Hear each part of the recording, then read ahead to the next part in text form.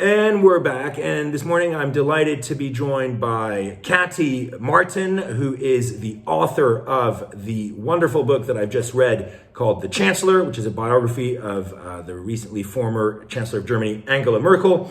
Kati Marton's had a long career in journalism, reporting for ABC News as a foreign correspondent and National Public Radio. She's the author of 10 books, and too many to enumerate here, but one that I would mention in particular is her book, Enemies of the People, which is about her family's journey from Hungary to America, which draws parallel, of course, with the biography of Angela Merkel, who was originally from East Germany. Good morning, Kati. How are you? Fine, Charles. It's wonderful to be with you across the ocean. The pleasure is all mine, and it's such a pleasure to interview this author of this biography, which I've just finished and very much enjoyed. I guess my first question for you is, why did you choose to write the biography of this particular politician? What drew you to Angela Merkel to want to tell her story? I thought it was astonishing that no one had done it. I mean, my good fortune. I mean, numerous books had been written about her strictly inside the Chancellery, inside that Berlin bubble, which was not my focus at all. I wanted to find out who is this woman who really has transformed Germany without Germans or the rest of the world being fully aware of how deep a transformation she has wrought in 16 years. And by the way, how did this triple outsider, so from the East, as you mentioned, a scientist and a woman in a male culture, a male political culture, not only gain power, but hold power for 16 years. So there were times when I was writing this, and it took 5 years to penetrate her iron facade. There were times when I really thought I was writing Machiavelli too, the princess in this instance rather than the prince, because so much of what she achieved was done with great political cunning, and because her affect is so unthreatening, people never saw it coming. So a very intriguing character who would prefer for us not to know how much more interesting she actually is than the image that she generally conveys to the world. Mm-hmm. So very interesting. You mentioned the triple outsider and an iron facade. As a result of her upbringing in East Germany, as you write, this police state, Angela Merkel is an intensely private person who highly values discretion amongst the people that she surrounds herself with. So how much did this impact your research to penetrate this iron facade into this subject relative maybe to other books where you had to do some research?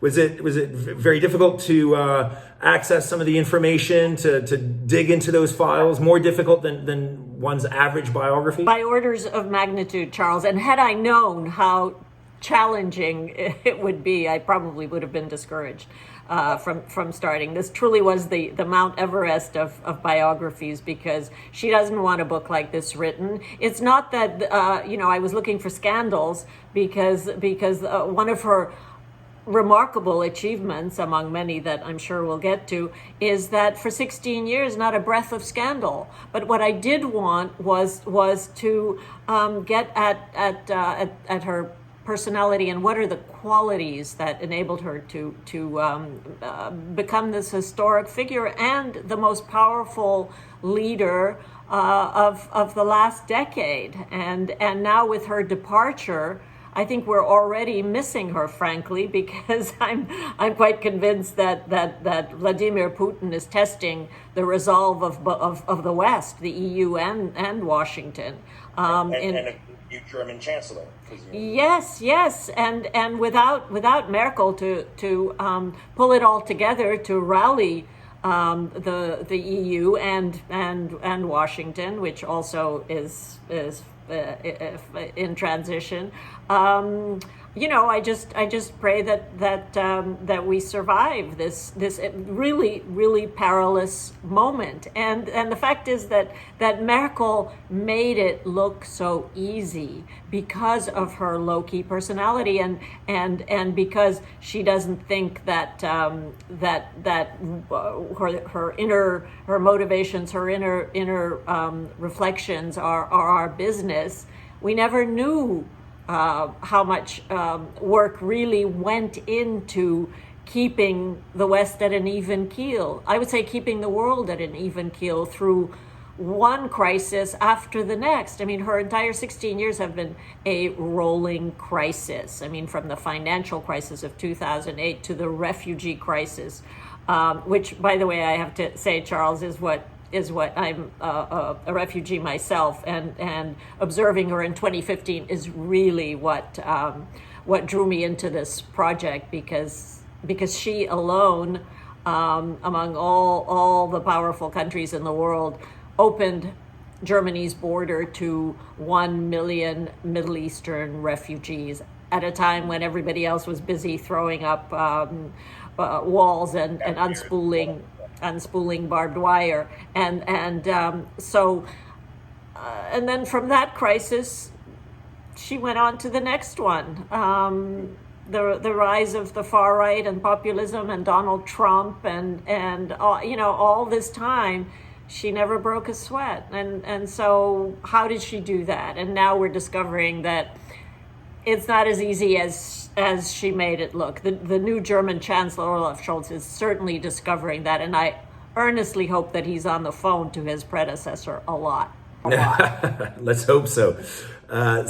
One unique factor that you called it, the triple outside about Angela Merkel, and you highlight this in the biography, is that she was both of the West. She was born in Hamburg, but also of the East. She grew up in East Germany from a family that was both Lutheran and socialist, which I think to American viewers would seem a bit of a dichotomy. As you say, she's a woman of science, but also a woman of faith. So how much did this triple outside, but also this balance, this equilibrium in between various facets of German life, how much did that help her to build her style and to build these coalitions that helped her achieve these great results and solve all these crises? Well, so the fact that she grew up in a police state really turned out to be an asset, because she mastered the art of keeping her own counsel and not letting on what she was her next move. I mean, this has worked so well for her. This ability to shield her ambition, first of all, from all the powerful men who she had to overcome on the way to the chancellery. Starting with her most powerful mentor, Chancellor Helmut Kohl, the man who is credited with unifying East and West Germany, and who really is more responsible than anyone else for Merkel's phenomenal rise. But guess what?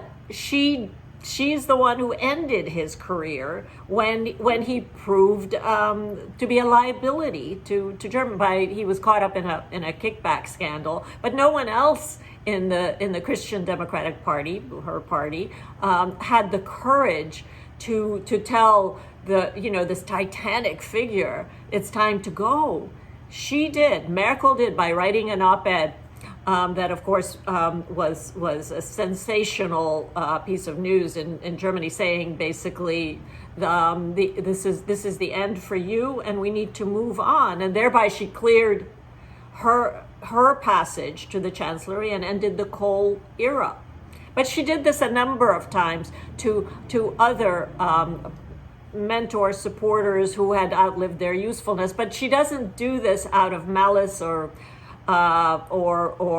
ruthlessness. She does it because she's unsentimental, thereby breaking yet another stereotype attached to women, that women are supposed to be, softies, sentimental. She when the situation calls for it, she can be hard as nails.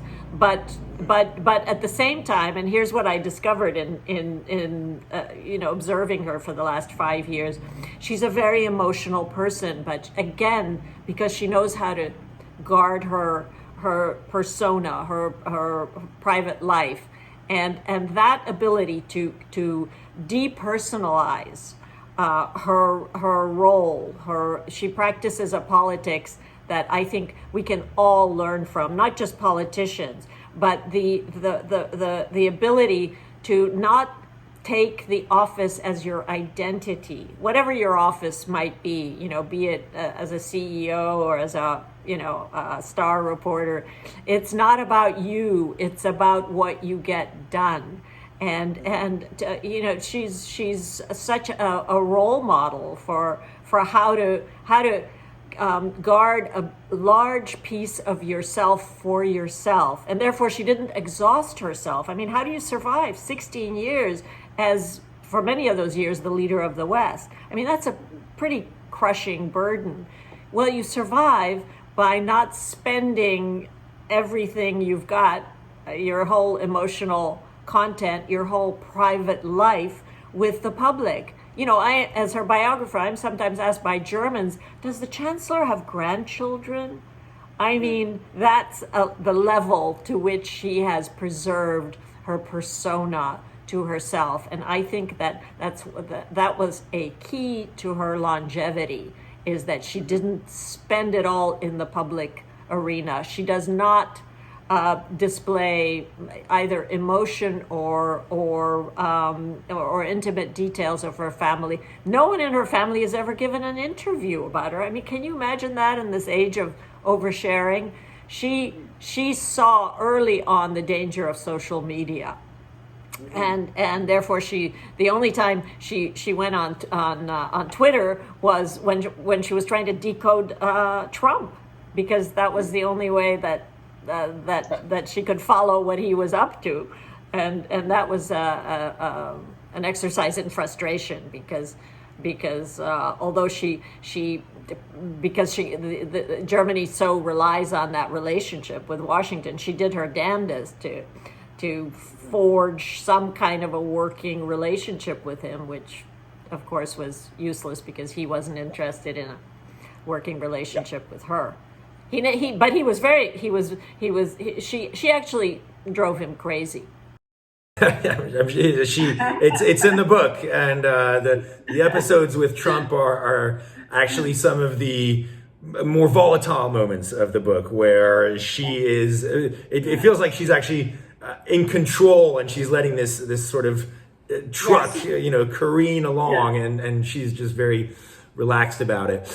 So earlier you said, this is maybe a case of Machiavelli to the princess.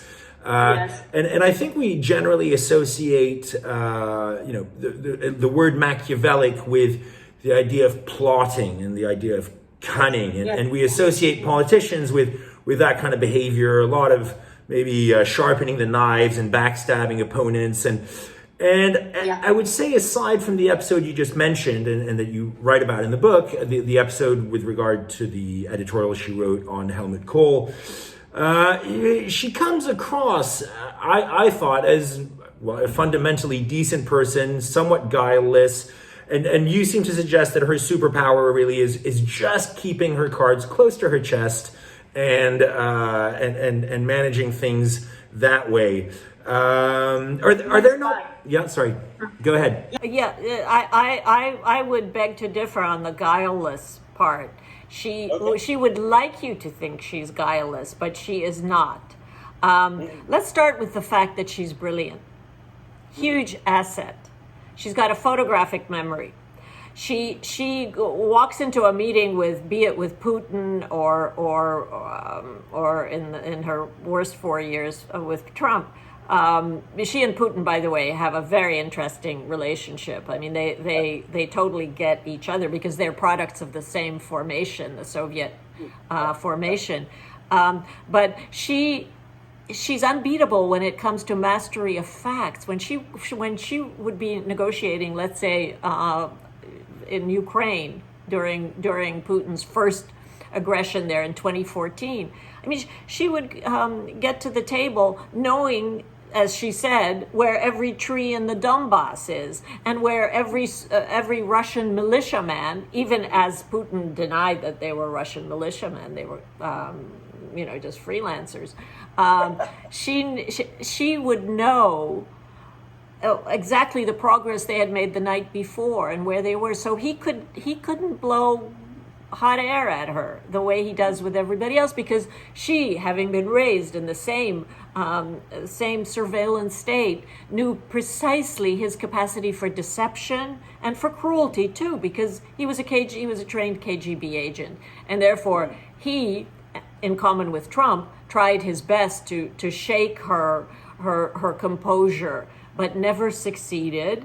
And here's another thing: in addition to her brilliance, she's got remarkable stamina, physical stamina. She says that she's like a camel. She can store up sleep and go for days without it, and then collapse at the end of it. When she was, I'm emphasizing her work on behalf of Ukraine, because that's the big crisis of our day, and Putin is testing her successor.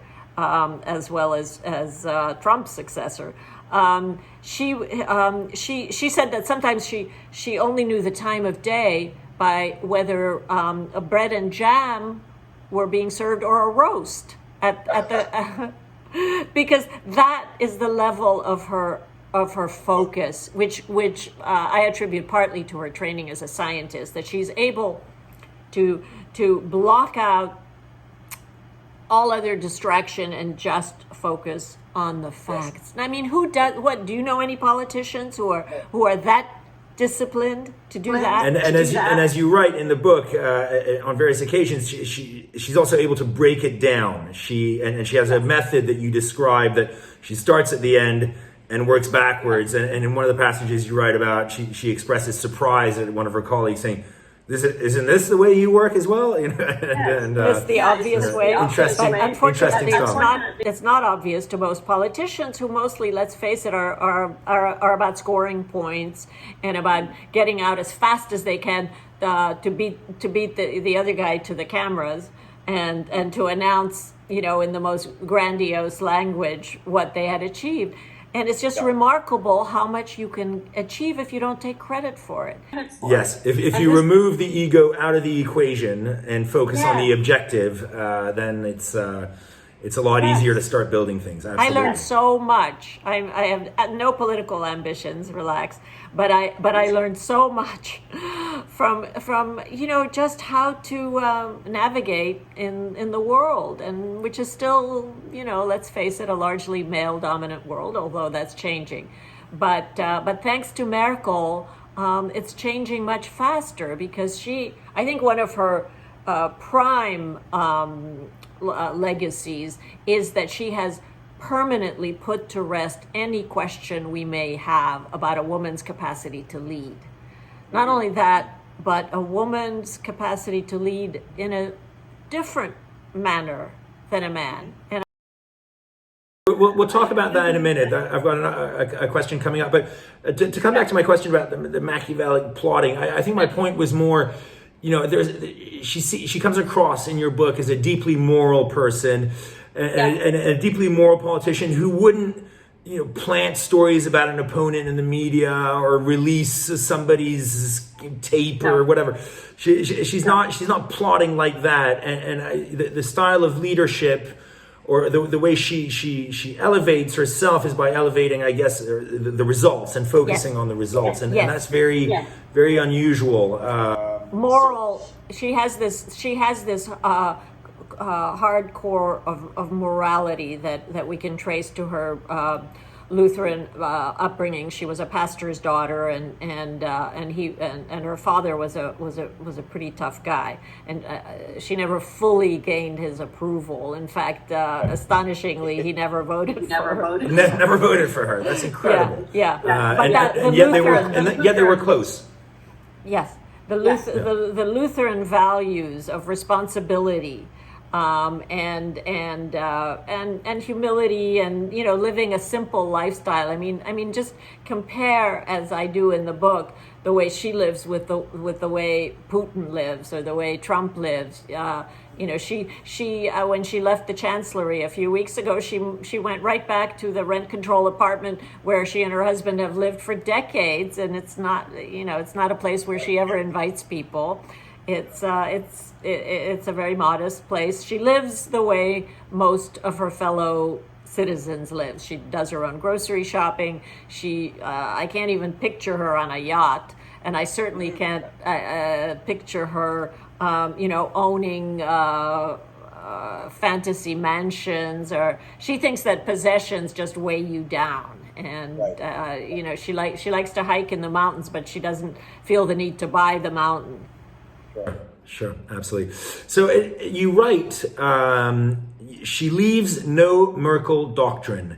Do you think that will impact how history views her in the future? I mean, will her ultra-pragmatic approach lead her to be seen as a very successful firewoman who's just putting out fires of all these crises, the Euro crisis, the refugee crisis, and so on? Or do you think there is an overarching ideology that will emerge in the future, and maybe that ideology would be standing up for the values of freedom and for the construction of the EU? What's your view on this?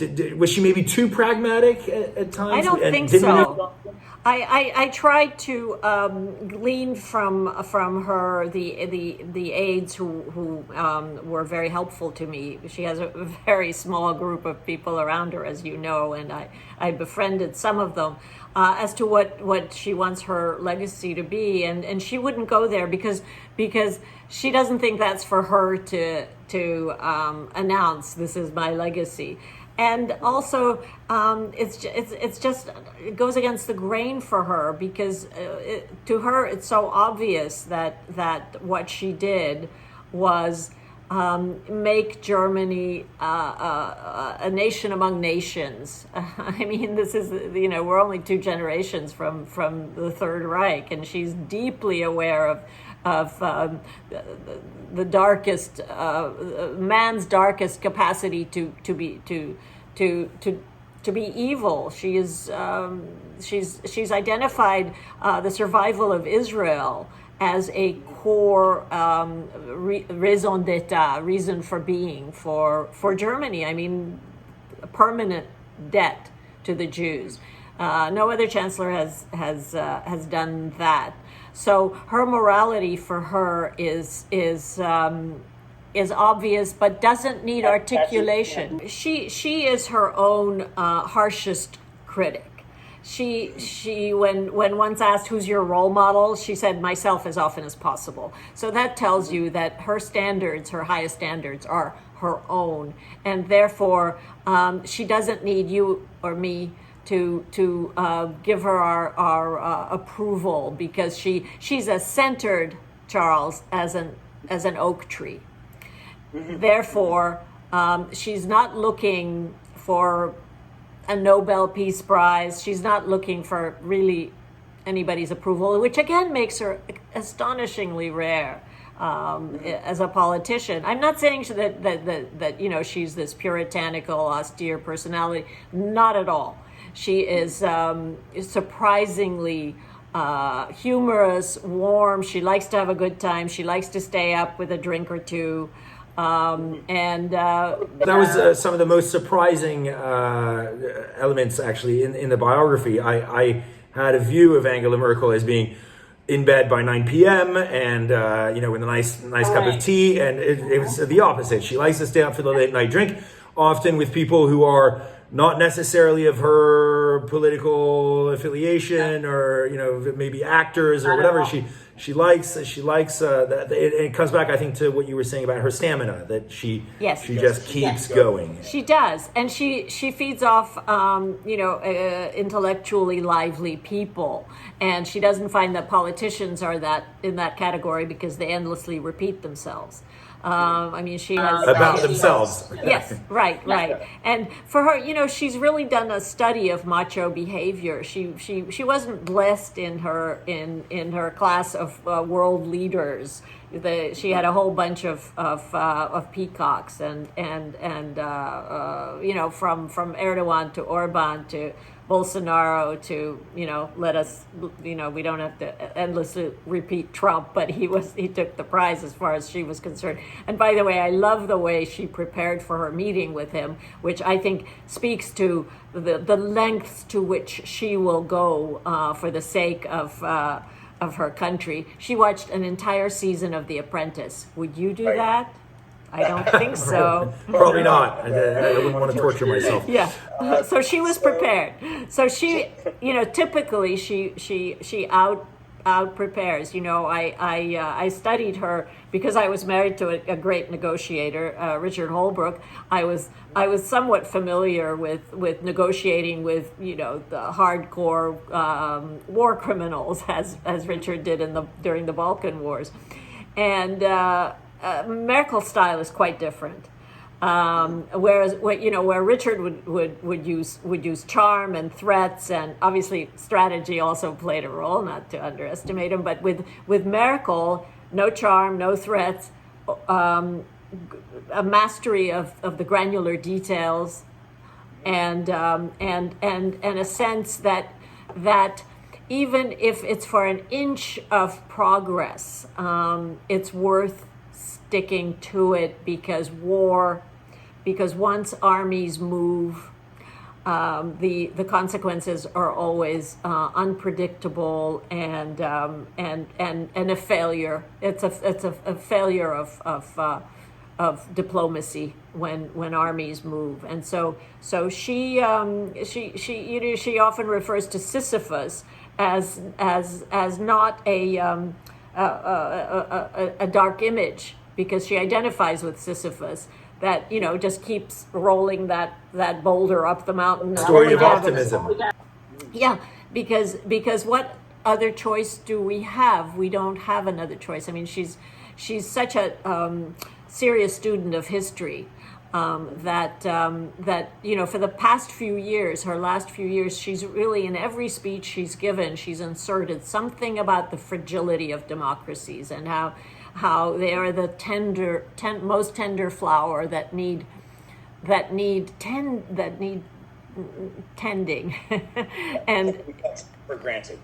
It isn't enough just to vote every few years. You've got to, and she was so prophetic in that, because we see now democracy everywhere under threat, because yes. we got used to it. We have taken it for granted. And yet it needs a lot of care and nurture. Yes, because all it takes is an absolutely a skilled and ruthless demagogue.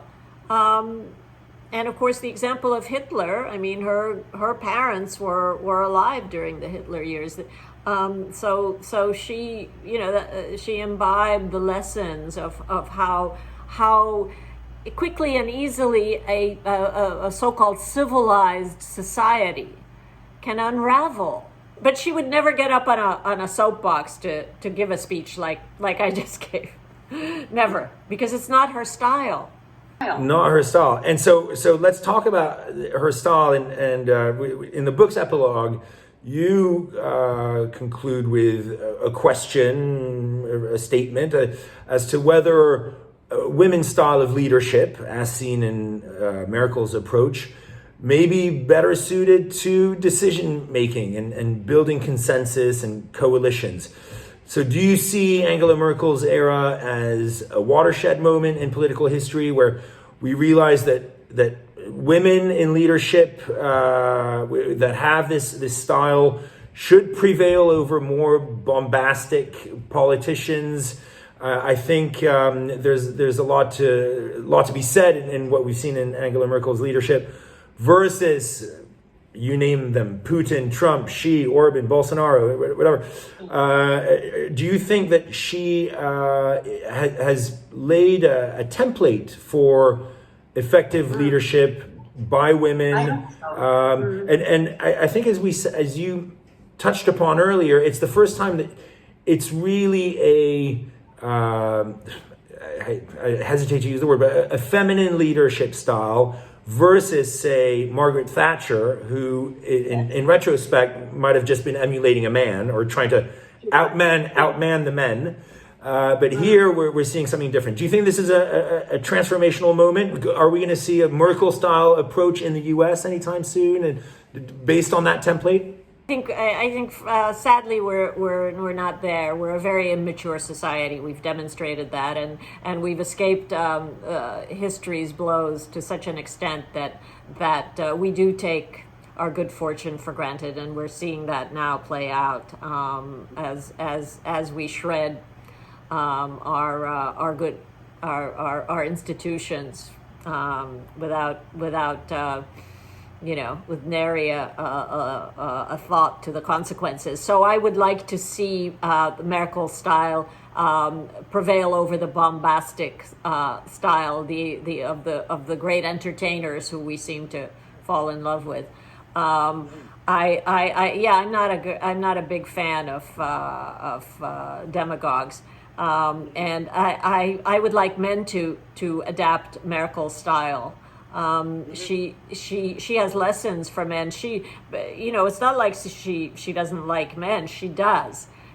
She is. I interviewed fellow heads of state and people who spent a lot of time with her, including Hillary Clinton, who sadly admitted that Merkel probably wouldn't succeed in the United States, and I tend to agree with her because she's unlike Germany. We haven't learned the lesson of where demagogues can lead, and so we're still seduced by firebrands, whereas the Germans, I think, are permanently immunized against firebrands.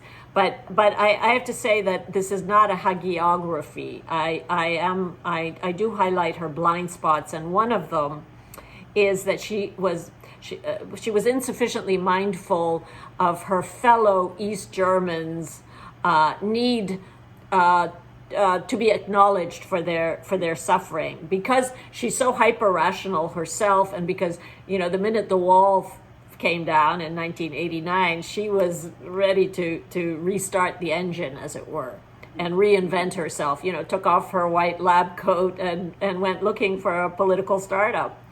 Others in East Germany were not so able to emulate that. And exactly, Charles. And that has had consequences in terms of bringing the first extreme right-wing party into the German parliament today, the first since the Second World War, and it's mostly supported by disgruntled white men in East Germany. It's kind of a global phenomenon of they feel threatened and they don't feel sufficiently appreciated. And she could have done more to acknowledge that not everybody was as skilled and as ambitious as she was.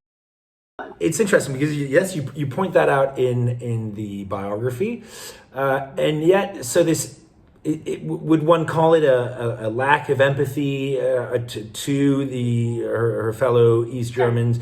And yet that might be a quality that is at the very top of what one might associate with a woman's style of leadership. I don't want to generalize, but one might stereotype and say, a female leader would be more empathetic. And yet, you're right, she has this blind spot. She barely spoke to some of these protesters, or she didn't even acknowledge them. She walks past the politicians, talk to the hand.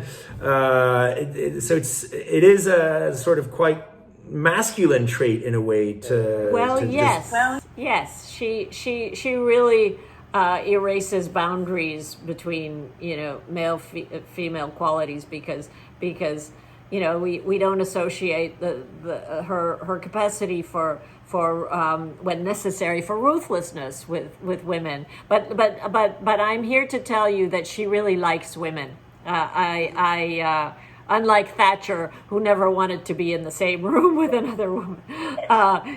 Merkel has surrounded herself with powerful women, and her protege Ursula von der Leyen is now the president of the European Council. So the highest EU official is a Merkel protege, a mother of 7 and a doctor, and plus she cleared the way for a whole generation of German women, and it would not surprise me at all to have another woman succeed the current chancellor.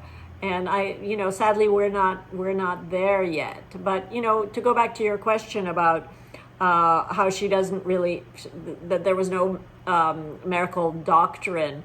I, in a way, think there is, and she has said it in her very, very low-key way, that we are all part of the world. And by that, she means nationalism is the most dangerous quality to uncork. And Germany's the prime example of that. And I love her answer when she was asked, "What do you love about your homeland?" And her answer, revealing her very dry sense of humor, is, "We have very nice draft-proof windows." I mean, how cool is that? I mean, obviously she could have said, we're the greatest, we're Germany, we're hyper efficient, we make the best cars, we have the, blah, blah, blah. No, we have nice draft-proof windows. I mean, she knew exactly what she was doing there, because she hates nationalism. It's not that she's not. She's seen the results of it in the long term. Yeah. She loves her country, but she thinks it's dangerous to single out your people, your race, your land as being superior to any other. And one of the ways in which she negotiated with the Chinese, and she made more trips to Beijing than any other head of state in her 16 years, was to show great respect, admiration for Chinese culture and Chinese history, and again she used the fact that China was once a great power and then wasn't, as to remind the rest of us that great powers rise and great powers fall if they neglect what it was that made them great. Yeah, and so I consider that one of her lessons. I have no question but that she has now entered the history books. There, without spelling out a Merkel doctrine, there are plenty of German chancellors whose names I can't recall, and probably you can't. But there's no question that we will remember Angela Merkel. For sure. One final question for you, Kati, to do with your future upcoming projects. Do you have other biographies in the pipeline? Are you researching other politicians, or what are your upcoming projects? Can I tell you? This might surprise you. I'm not running for office. However, I am very concerned on this very topic of democracies, and my homeland of Hungary is now at a critical moment, and I would very much.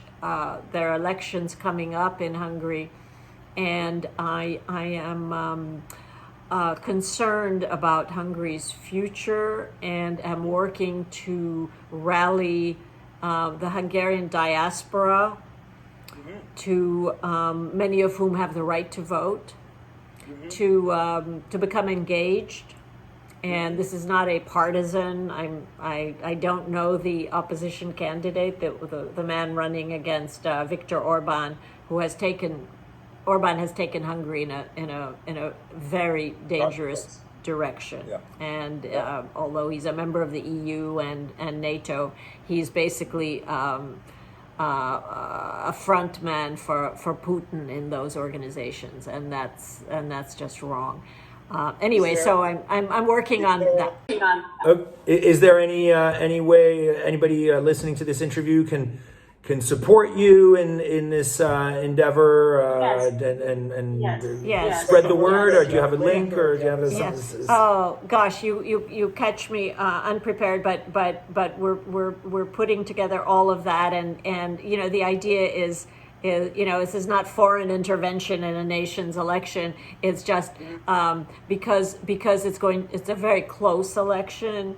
And so I'm trying to, if there are any Hungarians out there, I'm trying to get the diaspora,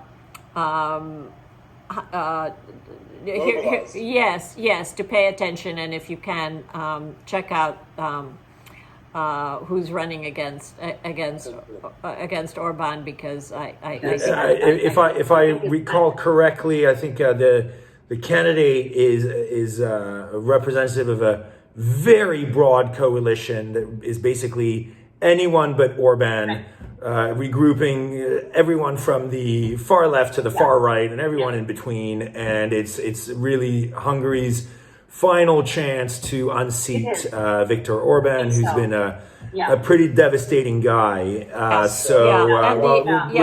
Wishing you lots of luck with that. Yes, thank you. It's an important election. I'm sure that a topic will will capture my interest in the coming weeks. But this book has been translated into 18 languages, so I'm busy, which has never happened to my prior books.